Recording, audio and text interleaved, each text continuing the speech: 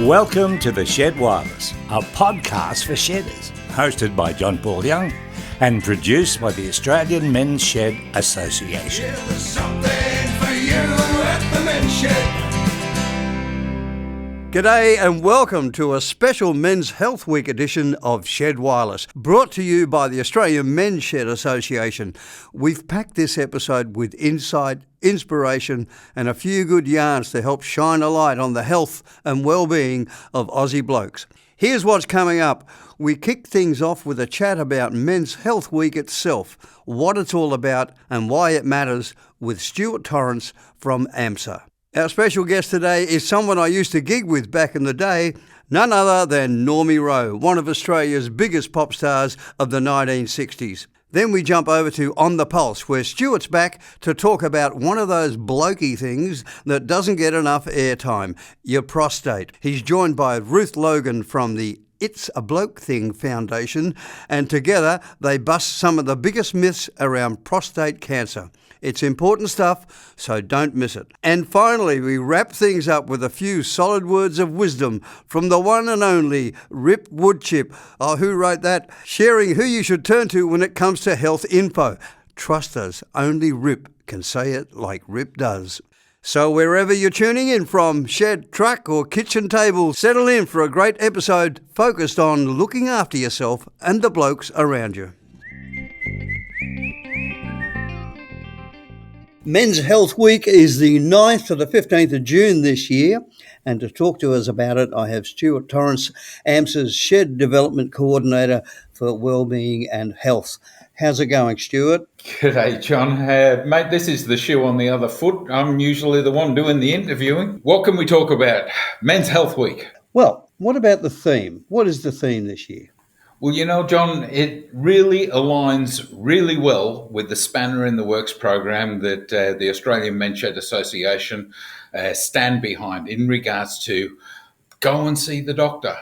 Mm-hmm. You know, you service your car because there's a sticker on the window that tells you to go to the mechanic and get the grease and oil change done, get everything checked over, give it the once over. What we're trying to tell fellas this year in Men's Health Week is get to your doctor at least once a year, just for a maintenance call. Just get in there and ask a few questions about some of the tests that maybe you should have in that age and stage of life. Yeah, I mean, I don't know about you, Stuart, but I was astonished, you know, when they said that Joe Biden hadn't had a PSA test for like 10 years. Mate, it's incredible. I'm actually surprised the number of doctors. My doctor, for instance, doesn't agree with PSA, but it's an indicator, John, and this is what I can't understand. So at the end of the day, what we're advocating for is if you're going to talk to the guys down the pub or the club, right, and you're going to talk about health, listen to what they say by all means. But don't take that as gospel. Go and see a professional. Go and see the expert. The doctor is the one to give you the best advice and direct you in the best way that you should go. Yeah, absolutely. Now, that sounds like a message that lots of blokes, you know, really need to hear. I mean, asking your mates down the pub is not really the best way to go. And you know, most of them will say, "Oh, no, you'll be right." So, but that doesn't cut it. Talking to your mates about health is probably, you know, a problem shared is a problem half, John. So it's one of the things that we do down the shed is we go, you know what, I'm not feeling too great. And what our friends usually do is give us an uppercut and say, well, get to a doctor, you idiot. You know, and this is the way we can talk to one another as fellas in the shed. And that's probably the best advice you're ever going to get. Go and see your doctor, have a chat, tell him what the problem is. But usually, John, what invariably us guys do is we wait until we're sick or we're injured and it's got to be really bad. Otherwise, we'll put it off and put more importance on other things. We shouldn't be doing that. You know, you get a twinge in the gut, your gut's trying to tell you that something's not right. You get a pain in the knee, your knee's trying to tell you something's not right. If you go to the expert, they can press and prod, ask a few questions. When did this happen? Was it late at night? You know, had you just been partying? What all the questions that could give an answer to what caused this. Is the gut problem, stomach cancer, or is it, you just got indigestion because you ate too much too quick? And at the end of the day, if you know what's going on, then you know what to do. Yeah, I must admit I'm guilty myself. I had a mark up here on my lip, which is still there. And a friend of mine said, "What's that?"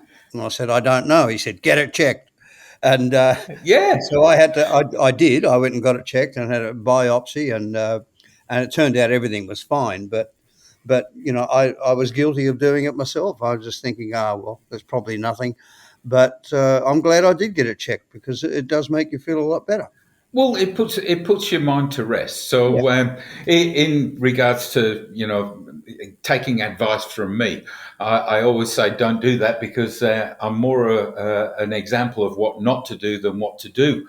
Because I'm guilty of it myself, John. I waited way too long on numerous occasions where something could have been fixed. So, let's take the annual bowel screen kit. That sat on my kitchen counter for donkey's ages. And it was always in that pile of important things to do. But it never actually made it to the bathroom, and I didn't poke it with a stick. So in that regard, the day I looked down into the bowl and saw this blood, I went, oh no. All of a sudden, poked it with a stick, sent it off. Hey, you've got to go and get a check. By the way, you can't get in for a check for 3-4 months.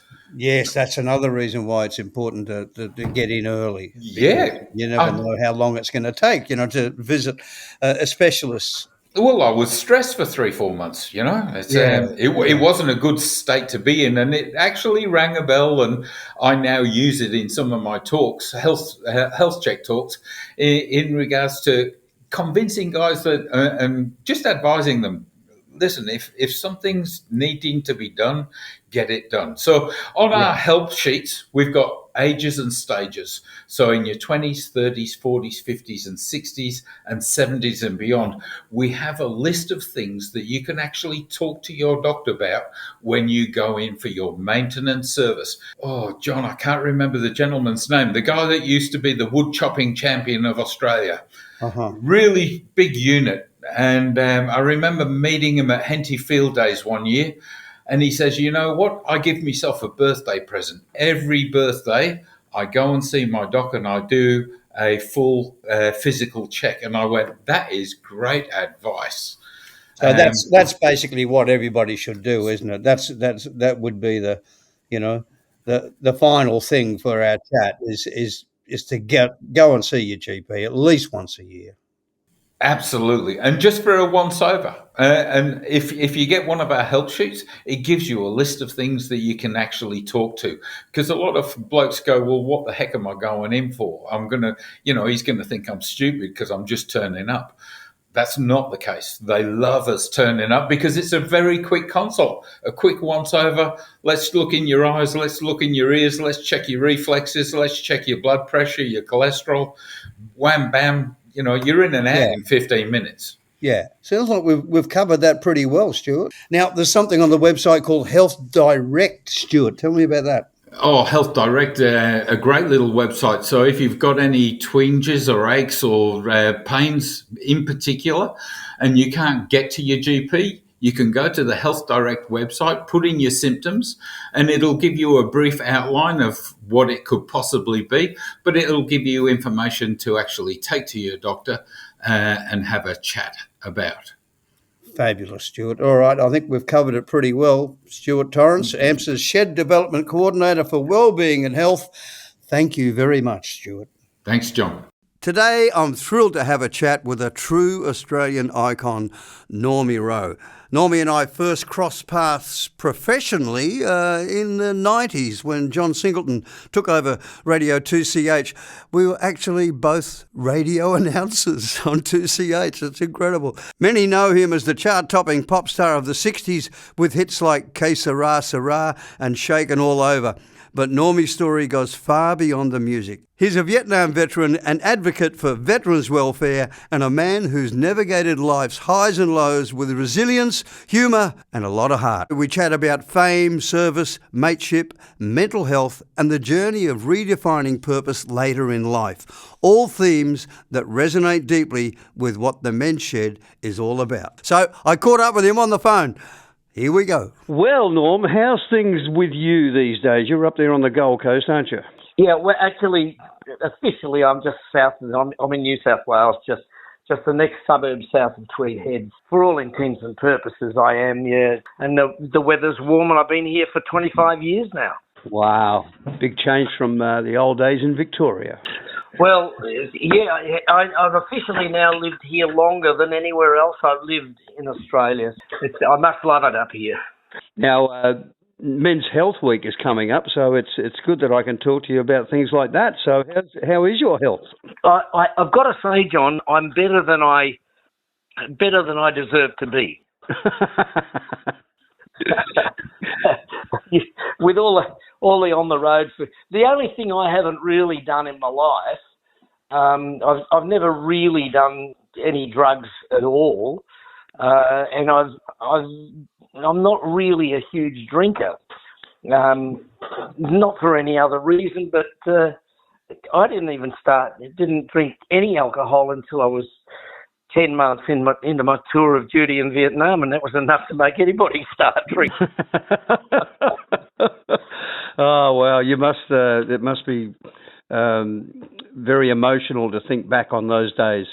Well, yeah, of course, and quite often people ask me, what are you doing for Anzac Day? And I say, which one? Well, there's only one in a year. Not for me. Every day somebody mentions it, you know. Yeah. But I think I brought it on myself. I just felt when I came back, I couldn't go back into the music industry.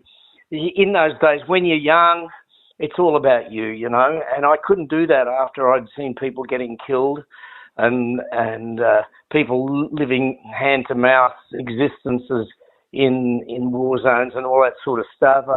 You just can't come out of a war and not be changed. So, no, yeah. if I was actually going to go back into show business,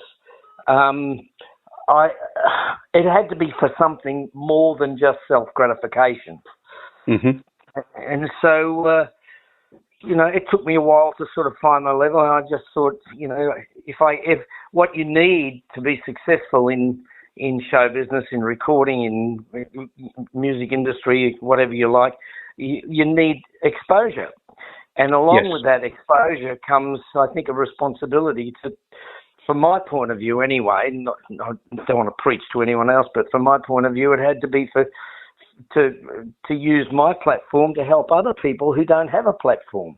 Yeah. So that was pretty much it. But, So how long did it take you to get back in to the business?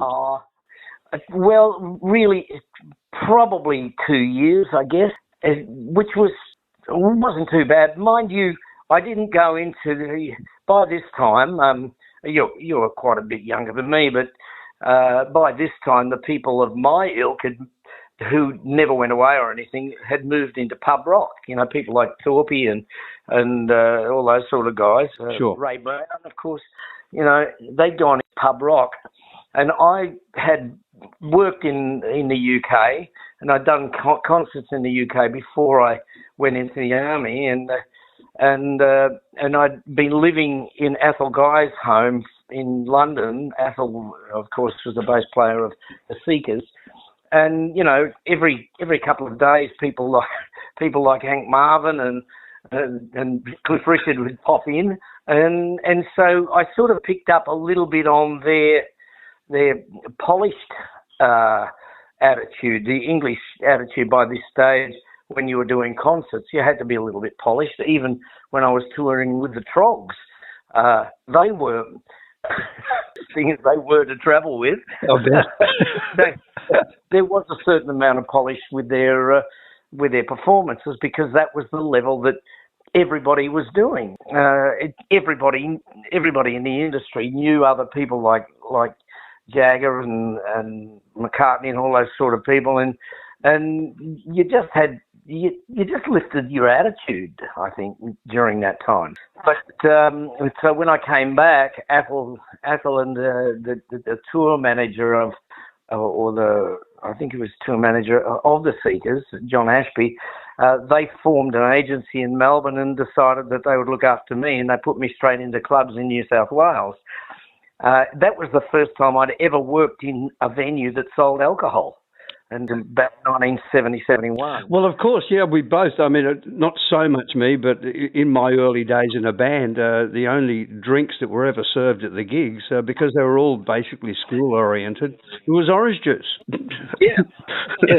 I know a few people who made a fortune out of serving cordial. Oh, so do I. I'm so jealous. Aren't you jealous about those people who made the money out of the industry when we didn't? Oh, yes. You're depressing me now.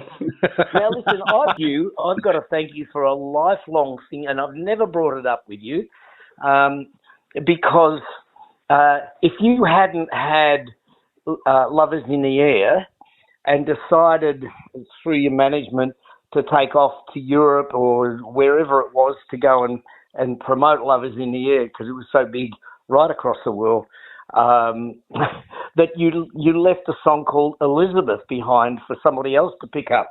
I did. Yes. I did. I was the guy. You were. That's correct. My goodness, I'd almost forgotten about it.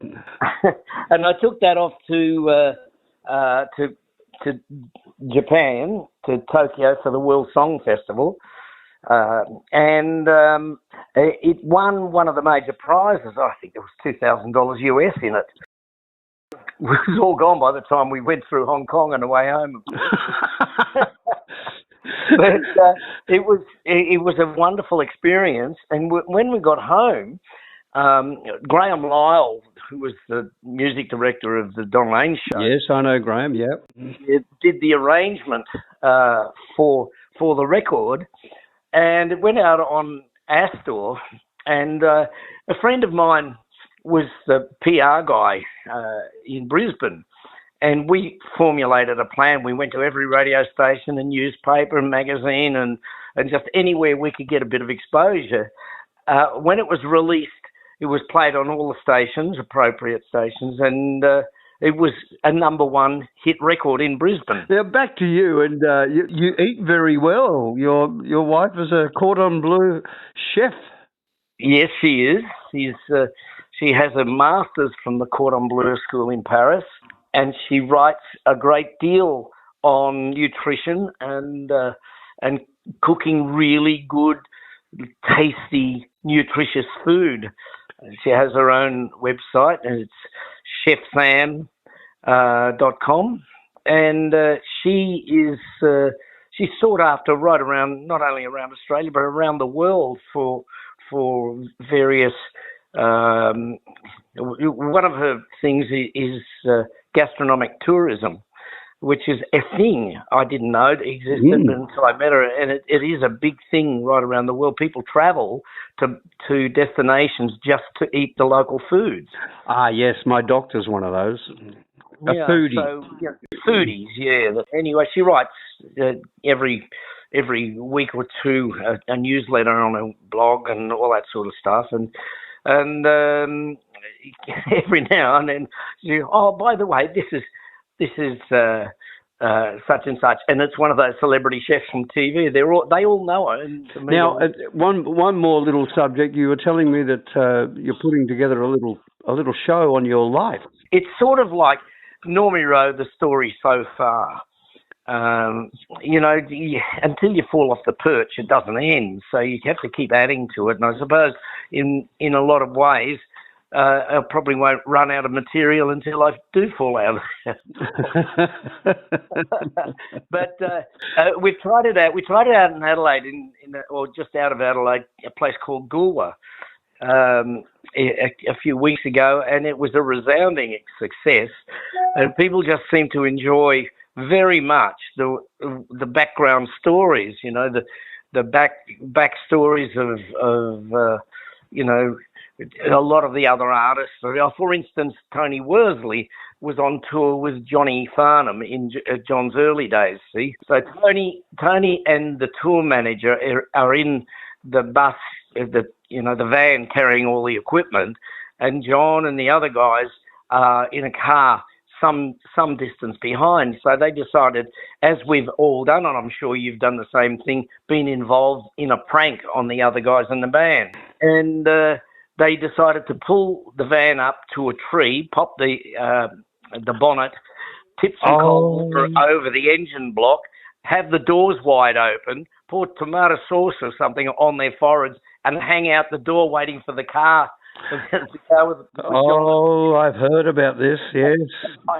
And as far as I'm aware, Tony said, and I don't think John's spoken to me ever since.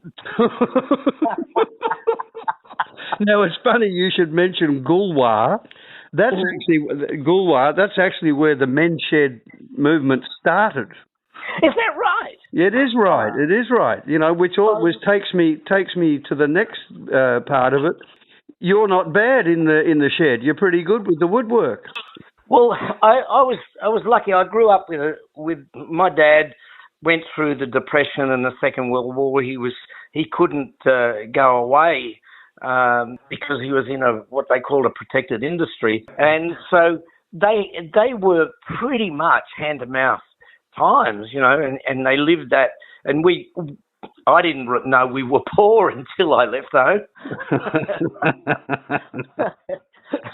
But when I was a kid, I had 3 pairs of shoes. I had a pair of canvas runners.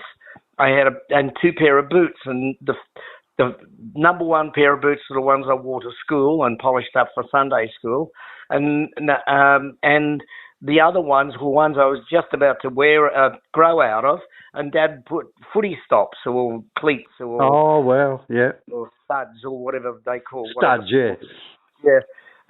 and of course. And he used to make them out of leather, and he was very handy, all our shoes, and we always had fruit and veggies growing in the backyard, and the kids were taught how to grow our own vegetables and all that sort of stuff.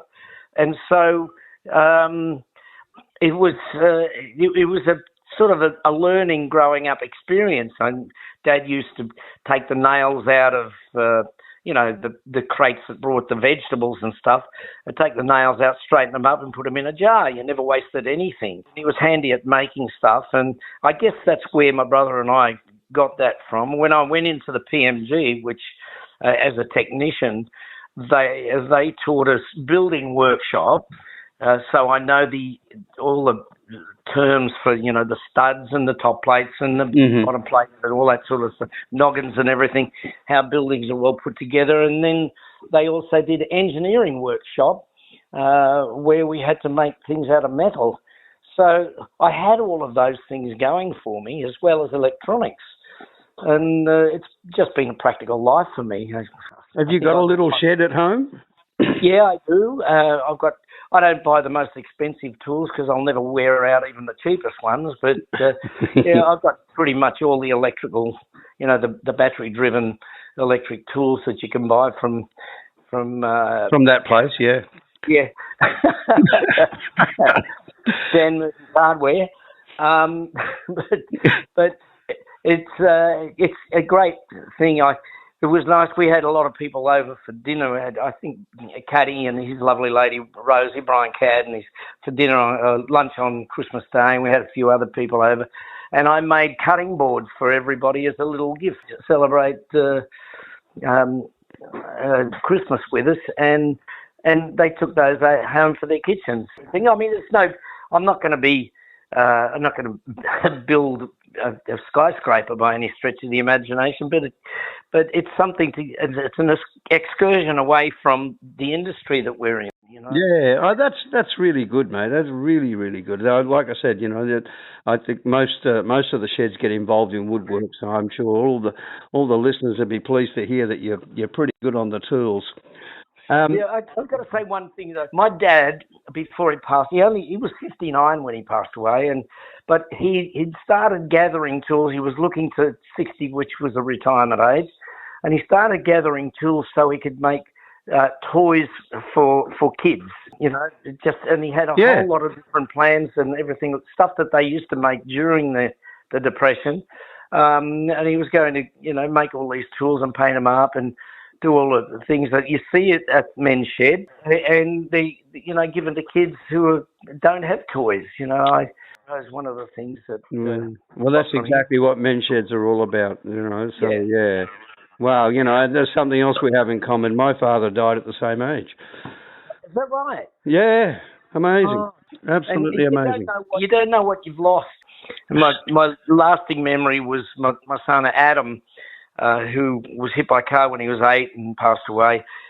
My lasting memory is Adam, I think he was probably about 14, 18 months old, something, sitting on Dad's knee. And I think about that quite often and think, I hope that if there is a place after all this, that he's still sitting on Dad's knee. Oh, that's fantastic. That's fantastic.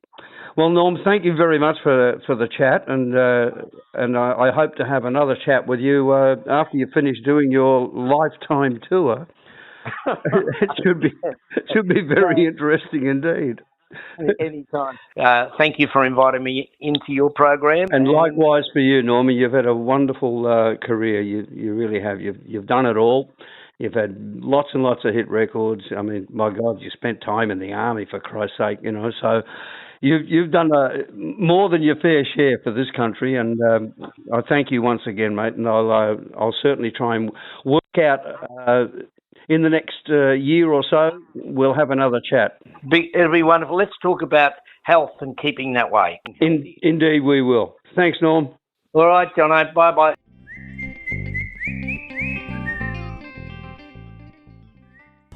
On the Pulse, on the Shed Wireless. Thanks, JPY, and g'day, everyone.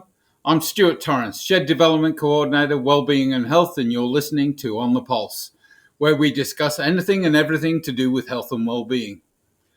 It was only just a few years back that you couldn't turn any which way as a bloke and you were confronted with information about prostate cancer. Did it do any good? Has anything changed? Have the statistics changed? Today we're going to be speaking with Ruth Logan, Education Program Facilitator for It's a Bloke Thing Foundation. Welcome to On the Pulse, Ruth. Thanks, Stuart, and thank you for having me. It's a great pleasure to be here. Ruth, tell us a little bit about It's a Bloke Thing Foundation and the two young fellows that co-chair the committee. Some might say they're a bit young to be focusing on an old man's issue like prostate cancer. Well, look, Stuart, can I just correct you first up and say that prostate cancer is no longer an old man's issue. It's not just older men. Our foundation chairman last year had prostate cancer diagnosed at 41 years of age.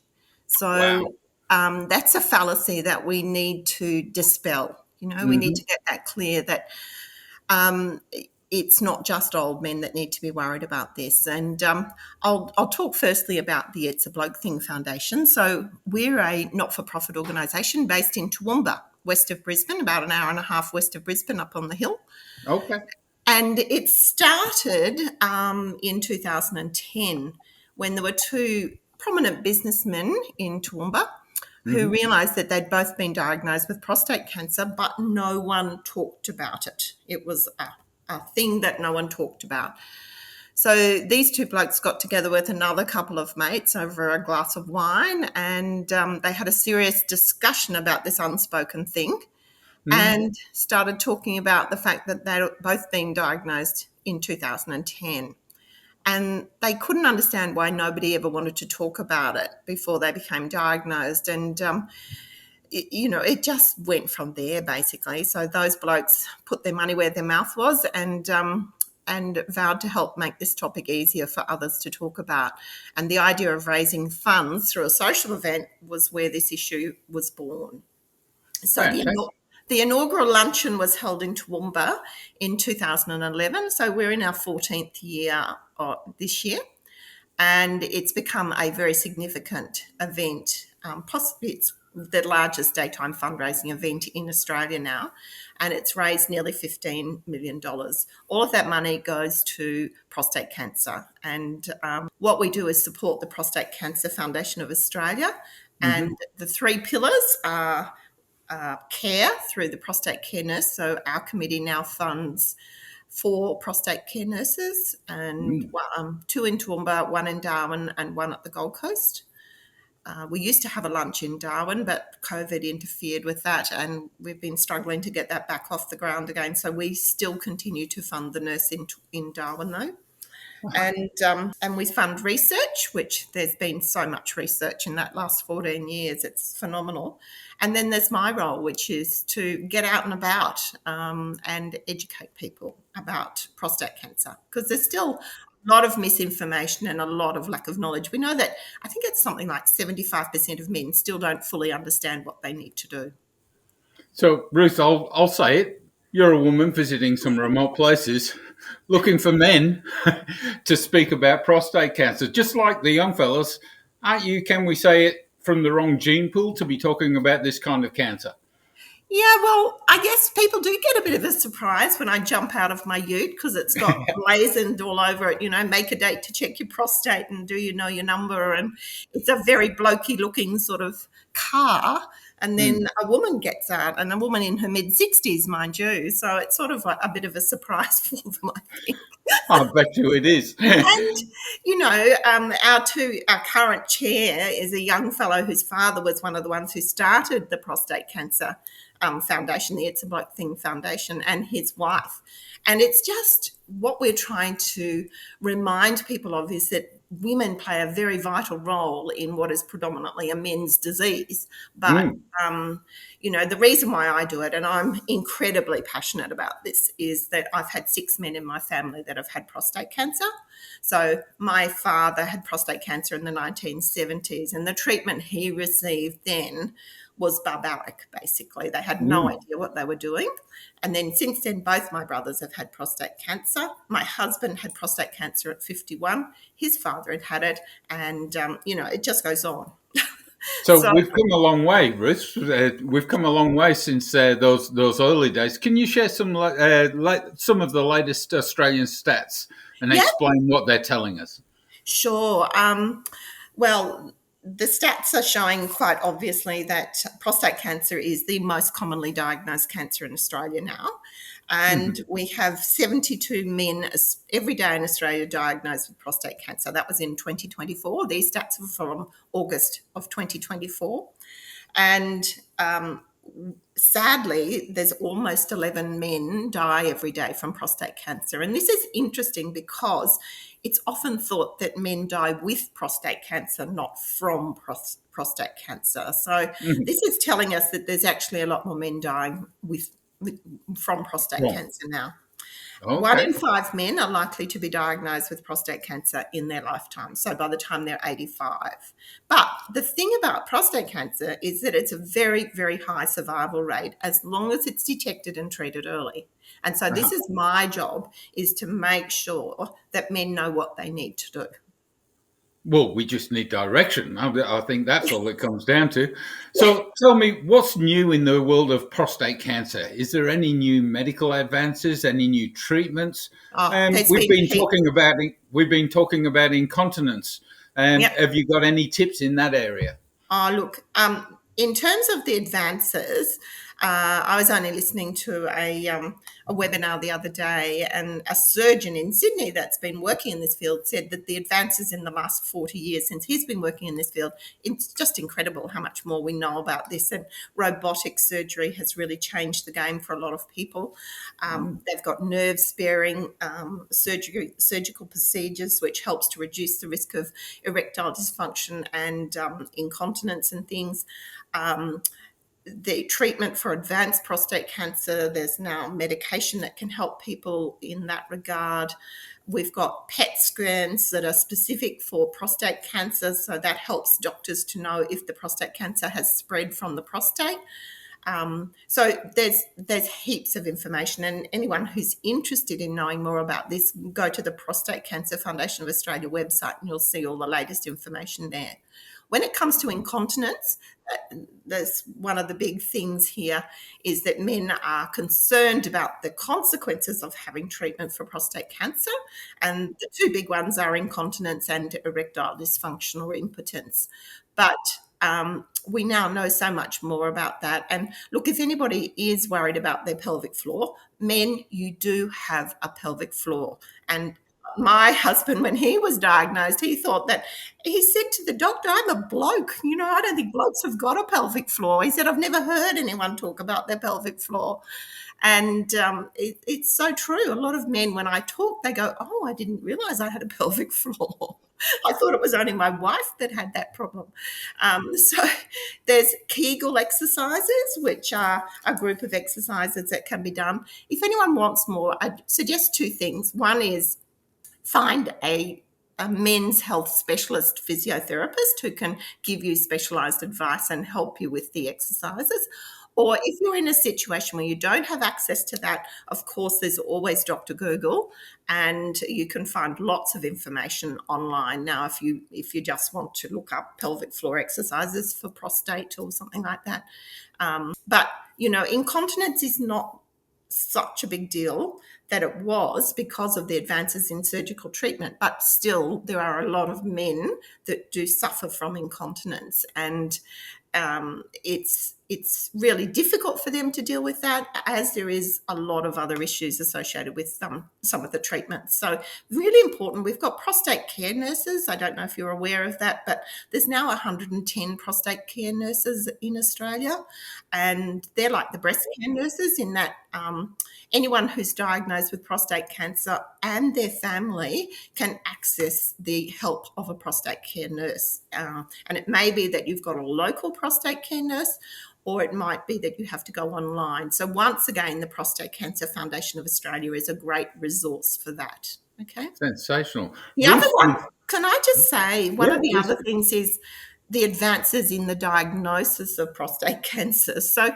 I still have a lot of men when I go to the men's sheds who are fearful of going to the doctor to have this conversation for fear of having a digital rectal examination, and they don't want to do that. The good news, blokes, if you're listening, is that it's a blood test now. So, okay.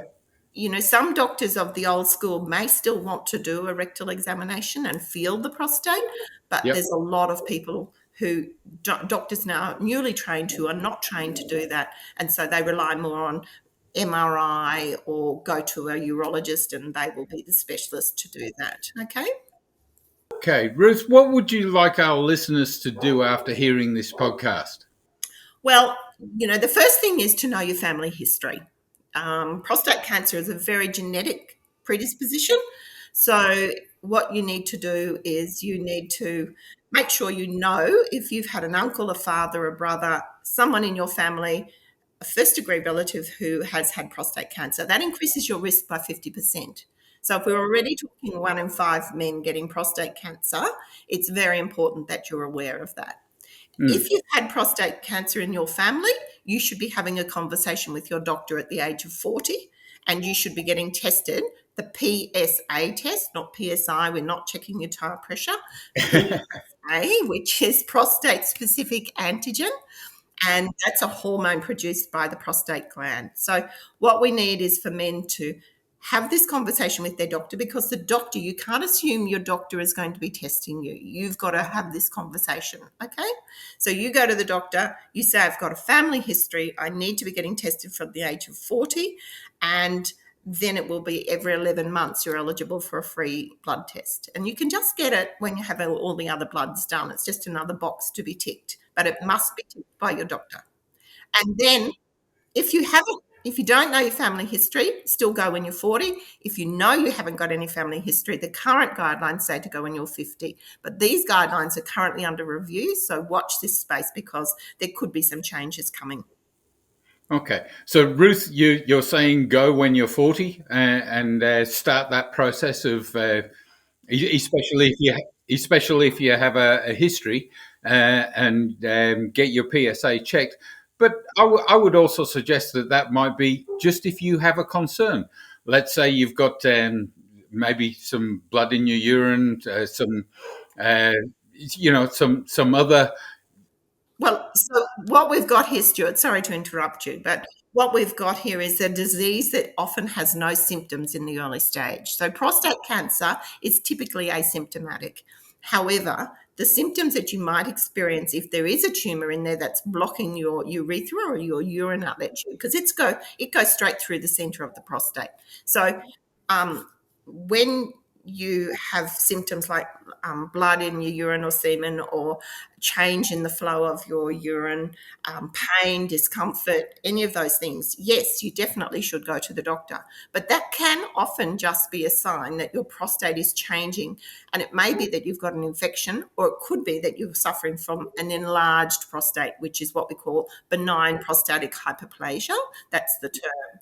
And so as men, I don't know if you know this, but the prostate gland grows as you get older. Mm-hmm. So it starts the size of a walnut. By the time you're 50, it's doubled. So it's about 40 grams rather than 20 grams. By the time you're 80, it's usually doubled again. So a lot of the men that I see that are having urine flow change, it's because of the prostate enlarging, and it doesn't necessarily mean you've got cancer. Go and get it checked. Go and find out. Go and see your GP, because knowing is far better than having sleepless nights. Absolutely. And a lot of men will have sleepless nights because of the urine flow changes. They might be up 5 and 6 times a night. And don't be frightened that it's going to immediately be cancer, because it could be something that's very treatable. Absolutely. Ruth, it's been a pleasure having you join us on The Pulse today. And if you can let us know where we can get more information, that would be important. Okay, well, I think the best source of information is the Prostate Cancer Foundation of Australia. So they've got a website, PCFA, and that's really the best and most reliable source of information when it comes to prostate cancer. Fantastic. That was Ruth Logan, and it's a Bloke Thing Foundation, helping us keep up to date with everything to do with prostate cancer. We really appreciate the information. I've got to go and get my PSA reading to ensure I keep a check on the potential issues, and I better go and get that done as quickly as I can, JPY, so back to you. Thanks, Stuart. And just to reiterate, understanding your PSA number is an important step in prostate cancer prevention and early detection. PSA levels can vary from day to day. It's only if that number spikes that it may be a problem. If your PSA is higher than expected, your GP will usually repeat the test to help work out your risk of prostate cancer. Just ask your local GP.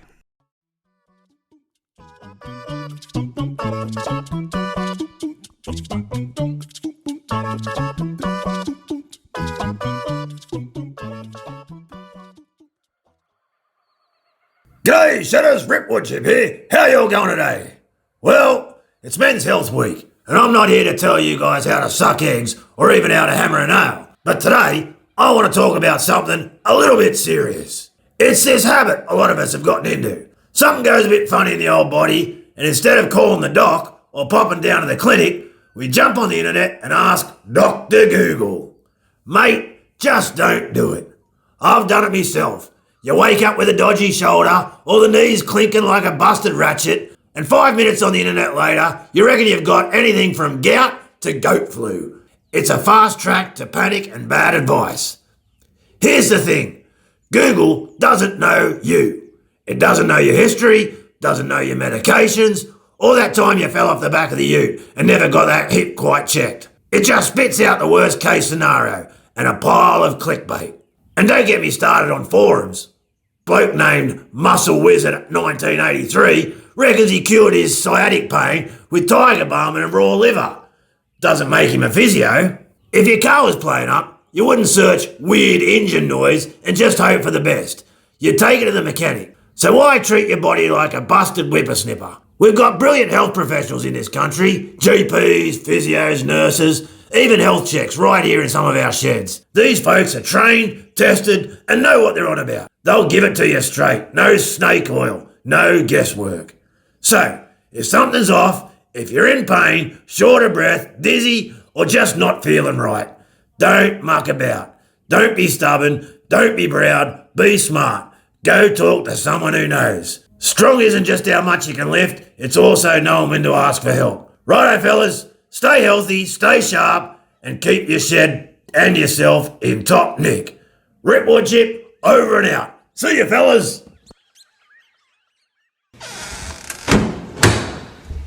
Thanks, Rip. That's great advice from our resident handyman as usual. Oh my goodness. We hope you've enjoyed our Men's Health special today. Before we go, have you got any characters in your shed? I know you do have. Someone you reckon would be great to chat with on the podcast. We're always looking for shedders to spotlight, so if you do, drop me an email to theshedwireless@menshed.net with their detail and with their permission, of course.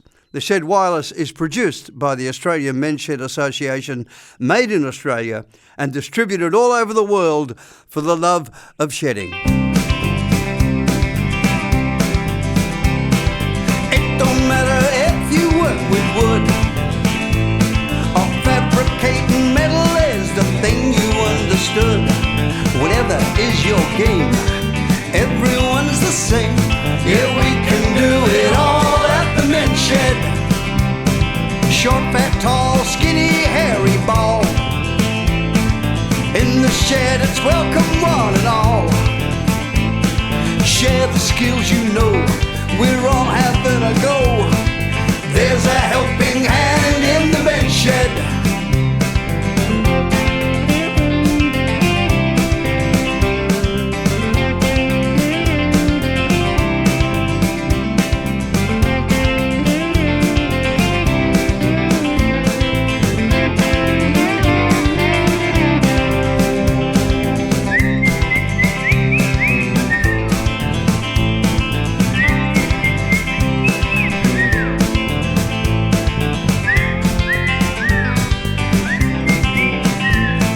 Something